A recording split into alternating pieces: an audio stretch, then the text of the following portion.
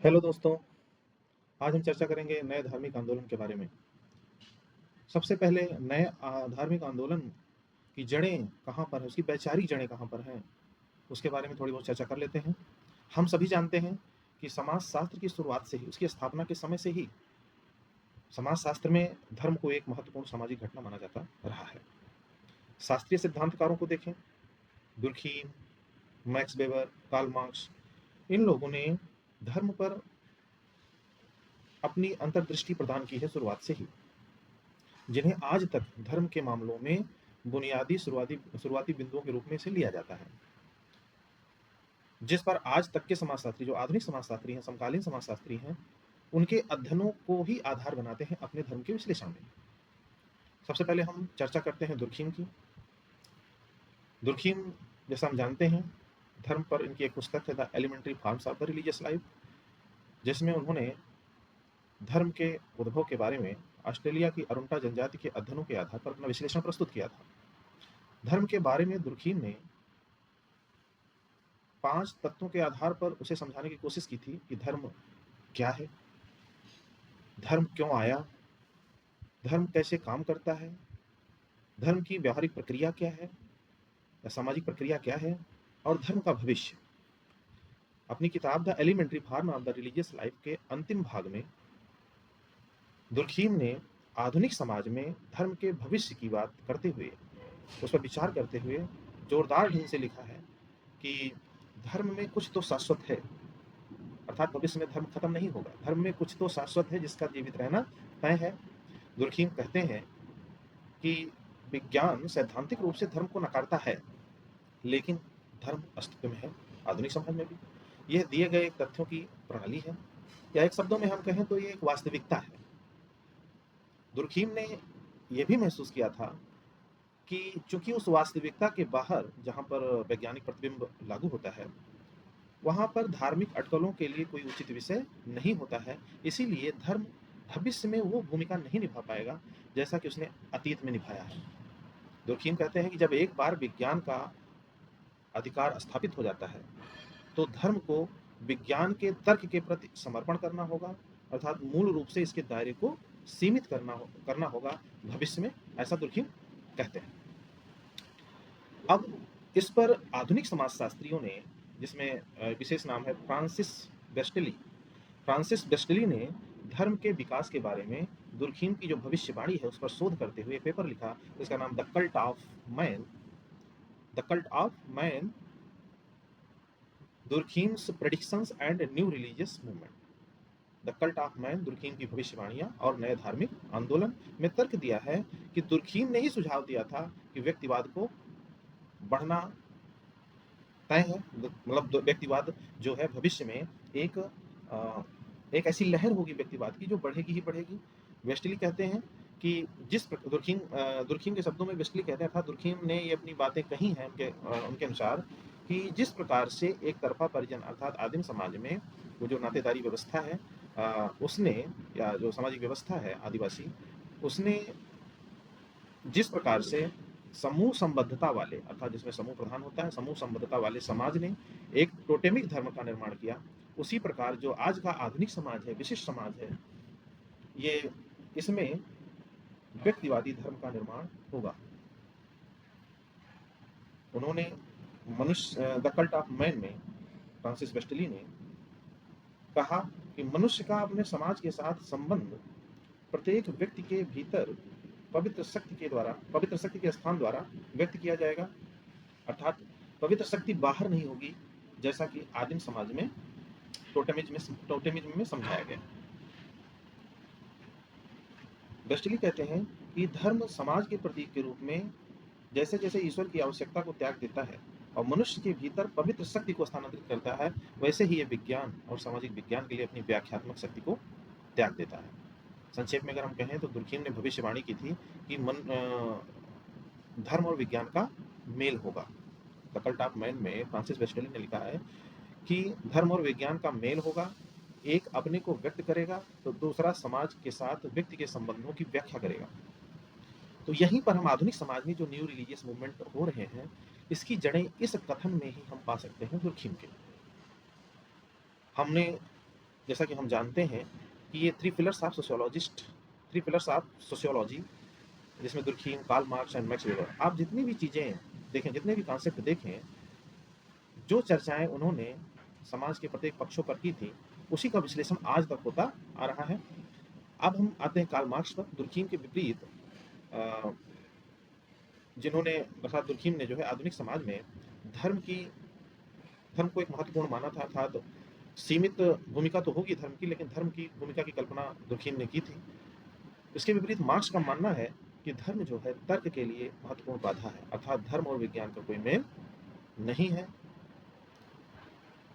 और मार्क्स ने कहा था कि धर्म एक ऐसा तत्व है जो स्वाभाविक रूप से सच्चाई को छुपाता है, उसके अनुयायियों को गुमराह करता है।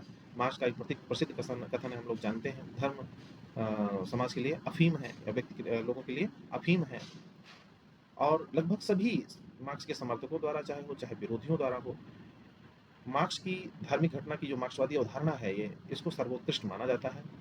इसमें एक आधुनिक विचारक हैं मेहता ने जो है इस वाक्यांश का संदर्भ देते हुए लिखा है कि इस पूरे पैराग्राफ को, अर्थात धर्म मानव के लिए या लोगों के लिए अफीम है जो सच्चाई को छुपा लेता है, उसके अनुयायियों को गुमराह करता है। इस वाक्यांश को अगर हम पूरी तरह से पढ़ें, तो इसमें इसका विश्लेषण करें तो दिखाई देता है कि इसमें मार्क्स के लिखने का तात्पर्य केवल विश्वास ही नहीं था, इसके अलावा कुछ सूक्ष्म सूक्ष्म बातें भी इसमें थी। इसमें मार्क्स ने धर्म के दोहरे चरित्र को ध्यान में रख करके ये बातें करी हैं।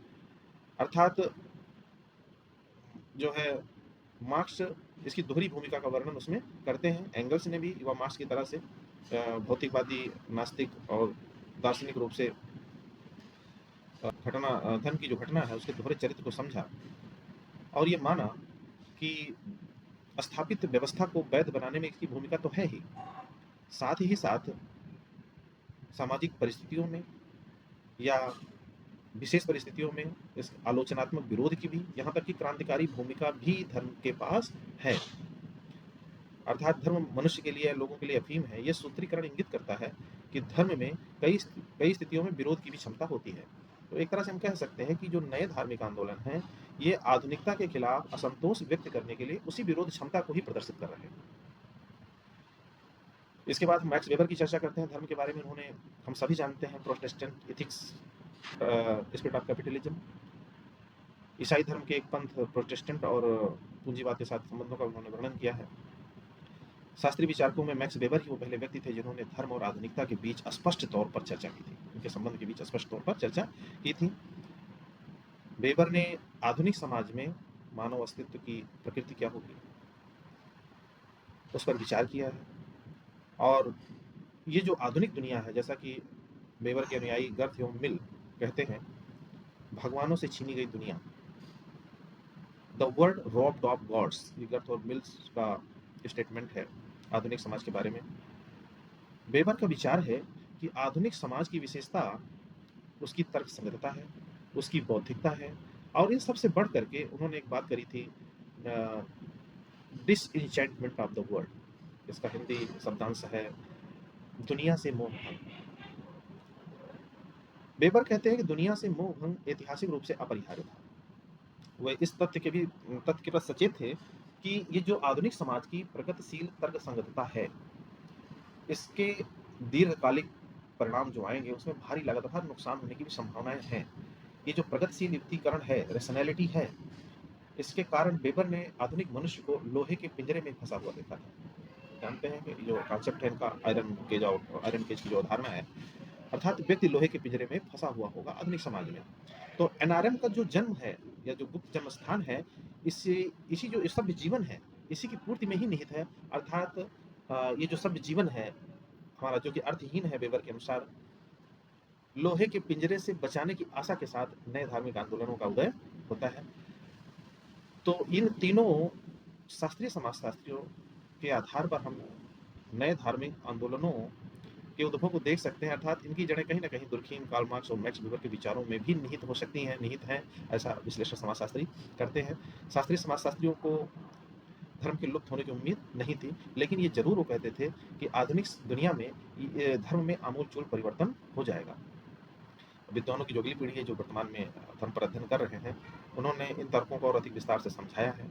दुर्खिम और वेबर की परंपराओं को उनके द्वारा समझे जाने मतलब मिश्रण करके नए धार्मिक आंदोलनों के उद्भव को समझाया है। कई सिद्धांतकार क्या है कि एनआरएम को एक विशिष्ट आधुनिक घटना मानते हैं, इनका कोई संबंध शास्त्रीय विचारकों से नहीं मानते हैं। जो ये कहते हैं केवल परिवर्तन का क्रम है जो जिसमें मौलिक सामाजिक और सांस्कृतिक परिवर्तन हुए हैं, उसके क्रम में नए धार्मिक आंदोलनों का उदय हुआ है। लेकिन कुछ समाजशास्त्री ये भी मानते हैं कि धार्मिक आंदोलनों का उद्भव को हम धर्मनिरपेक्षता की प्रक्रिया के रूप में भी देख सकते हैं। इस तरह से कई सारे विचार हैं कि जो नए धार्मिक आंदोलनों की जड़ें हैं वो कहाँ से इनकी उत्पत्ति कहाँ से होती है, उस पर शास्त्रीय समाजशास्त्रियों ने धर्म के लुप्त होने की उम्मीद नहीं की थी, लेकिन निश्चित रूप से उम्मीद की थी कि आधुनिक दुनिया में, आधुनिक समाज में धर्म में आमूल परिवर्तन हो जाएगा। विद्वानों की अगली पीढ़ी ने या आधुनिक पीढ़ी ने इन तर्कों को और अधिक विस्तार से समझाया है। कई सिद्धांतकार एनआरएम को एक विशिष्ट आधुनिक घटना मानते हैं, जो कहते हैं कि ये केवल मौलिक सामाजिक और सांस्कृतिक परिवर्तन है धर्म में।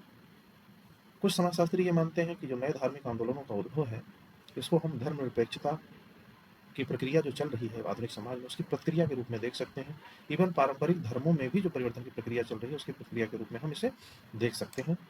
इस तरीके से कहते हैं, जैसे कि बेल्ला हैं, वर्जन हैं, ये लोग। जबकि बैकफोर्ड जैसे विद्वान कहते हैं कि नए धार्मिक आंदोलन तेजी से हो रहे सामाजिक परिवर्तन का परिणाम है। जैसे जैसे हमारे पारंपरिक सामाजिक मानदंड बाधित होते हैं या एक वैक्यूम की स्थिति उत्पन्न होती है, तो समाज के लोग स्पष्टीकरण के लिए और आश्वासन दोनों के लिए तलाश करते हैं कुछ एक नए रास्ते की। एक तरह से नए धार्मिक आंदोलनों का जो उदय है, ये व्यक्ति को सरोगेट परिवार प्रदान करता है। आज के आधुनिक जीवन की अस्थिरता और अनिश्चितता की स्थिति में ये अपने स्वयं के मूल्यों और विश्वासों के साथ फिर से जुड़ने की आवश्यकता को पूरा करता है। सरोगेट फैमिली एक तरह से हम कह सकते हैं कि आधुनिक समाज में परिवार की जो प्रकार हैं, भावनात्मकता, प्रेम और ये सब चीज़ों को उस तरीके से नहीं पूरा कर पा रहे हैं जिस प्रकार से जिस प्रकार से पारंपरिक समाजों में करते थे। एक तरीके से इस वैक्यूम की स्थिति में ये जो नए धार्मिक संगठन है, ये एक आत्मीयता, भावनात्मकता जैसे मूल्यों को पूरा करने का एक प्रयास है, अर्थात ये प्रदान करते हैं, एक तरह से सरोगेट फैमिली के रूप में काम करते हैं। लोगों की भावनात्मक अपेक्षाएं पूरा होती हैं। तो इस तरीके से सरोगेट फैमिली प्रदान करते हैं नए धार्मिक आंदोलन, ऐसा बैकफोर्ड जैसे विद्वान कहते हैं। कुछ विद्वान एनआरएम के उदय को ये जो मूल्यों का संकट है या जो आधुनिक समाज में जो मानक अस्पष्टता है, इसके माहौल को जिम्मेदार ठहराते हैं। कुछ विद्वान जैसे रॉबिन्स हैं, इन्होंने नए धार्मिक आंदोलनों के उद्भव को सांप्रदायिक पैटर्न में अव्यवस्था को जिम्मेदार माना है। कुछ लोग ये कहते हैं कि ये जो नए धार्मिक आंदोलन है, ये अलगाव, विसंगति या अभाव के कुछ प्रकार उत्पन्न कर रहे हैं। मोटे तौर पर वे नए धार्मिक आंदोलनों को आधुनिकता और उसके असंतोष के लिए जिम्मेदार मानते हैं। इसमें गिडेंस भी शामिल हैं। गिडेंस भी इसी तरह की बात कहते हैं। एक विद्वान मैकगायर हैं, उन्होंने स्वास्थ्य और आध्यात्मिकता की चिंता नए धार्मिक आंदोलनों के उद्भव के लिए महत्वपूर्ण माना है। इस तरीके से कई लोग हैं जिन्होंने एनआरएम के उदय को विभिन्न कारणों के साथ दर्शाया है। तो इस प्रकार से विचार समाजशास्त्री करते हैं। अब हम बात करते हैं नए धार्मिक आंदोलनों की परिभाषा या एक नई जो अवधारणा है, इसकी क्या आवश्यकता पड़ी, नए धार्मिक आंदोलन या न्यू शब्द देने का क्या औचित्य था, इस पर हम चर्चा करते हैं। अगर हम इस शब्द की शुरुआत के बारे में बात करें, तो न्यू रिलीजियस मूवमेंट शब्द को समाज वैज्ञानिकों ने सबसे पहले 1960 के दशक में प्रस्तुत किया पश्चिमी समाज में, और 1945 से उत्तरी अमेरिका, भारत और जापान में शब्द का प्रयोग किया जाने लगा। अफ्रीका में भी 1990 के आसपास से इसका प्रयोग किया जाने लगा। लेकिन सभी विद्वान एनआरएम की व्याख्या को समय सीमा के संदर्भ में सीमित करने को सही नहीं मानते हैं। एलिन बार्कर इसको समय अवधि के संदर्भ में इस अवधारणा को समझने की बजाय इन आंदोलनों की सामग्री में भी गहराई से उतरती हैं और एक व्यवहारिक परिभाषा अपनाती हैं। वो लिखती हैं कि हम ये जाने कि एनआरएम अब तक नया है क्योंकि ये द्वितीय विश्व युद्ध के बाद से ही अपने वर्तमान स्वरूप में दिखाई देने लगा है। जहाँ तक ये धार्मिक है, ये न केवल अलौकिक प्राणियों के अस्तित्व और प्रकृति के बारे में संकीर्ण धार्मिक कथन प्रस्तुत करता है, बल्कि ये कम से कम कुछ अन्य प्रकार के अंतिम प्रश्नों का भी उत्तर देने का प्रस्ताव करता है कि जैसे जिन्हें हम पारंपरिक रूप से मुख्य धारा के धर्मों द्वारा संबोधित किया गया है, जैसे कि क्या कोई ईश्वर है? मैं कौन हूँ? मुझे जीवन में दिशा, अर्थ और उद्देश्य कैसे मिल सकता है? क्या मृत्यु के बाद भी जीवन है? क्या मनुष्य के पास अपने भौतिक शरीर या दूसरों से तत्काल संपर्क के अलावा कुछ और भी है? अर्थात ये जो बारकर हैं, एनआरएम को व्यापक अर्थ में परिभाषित करते हैं। अब हम इस पर विचार करेंगे कि ये जो नए धार्मिक आंदोलन है,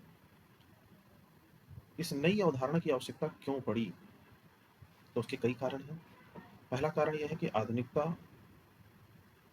आज के समाज में आधुनिकता की प्रगति दिनों-दिन बढ़ती जा रही है, आधुनिकता में प्रगति हो रही है और रैशनैलिटी का भी विस्तार हो रहा है आधुनिक समाज में। ये जो विवेकीकरण है, रैशनैलिटी है, इसकी वजह से जो धर्म का संस्थागत आयाम है, उसमें गिरावट दिखाई दे रही है और सामाजिक जीवन के क्षेत्र में बहुलवाद की अवधारणा आ गई है, बहुलवाद को प्रोत्साहित किया जा रहा है। इसीलिए धर्म के क्षेत्र में भी बहुलवाद की धारणा आ गई है। पहला कारण यह है नए धार्मिक आंदोलनों का। दूसरा कारण यह है कि सेक्ट और कल्ट जैसे छोटे स्तर के जो धार्मिक आंदोलन हैं, उसके बारे में समाजशास्त्रियों में सहमति का अभाव है और इस वैचारिक मतभेद की वजह से ही नए धार्मिक आंदोलन की अवधारणा अस्तित्व में आई, क्योंकि संप्रदाय और पंथ के बारे में समाजशास्त्रियों में आम सहमति नहीं है। जैसे कि जुडिथ फॉक्स कहते हैं कि संप्रदाय और पंथ शब्द की परिभाषा में अस्पष्टता है, विविधता है। फॉक्स ने कहा कि पंथ एक ऐसा आंदोलन था जिन्होंने अपनी संस्कृति के तत्वों को अपने प्राथमिक धर्मों के अलावा कहीं और से उसे लिया था, अपने तत्वों को, इसीलिए इन्हें सांस्कृतिक रूप से नया माना गया था।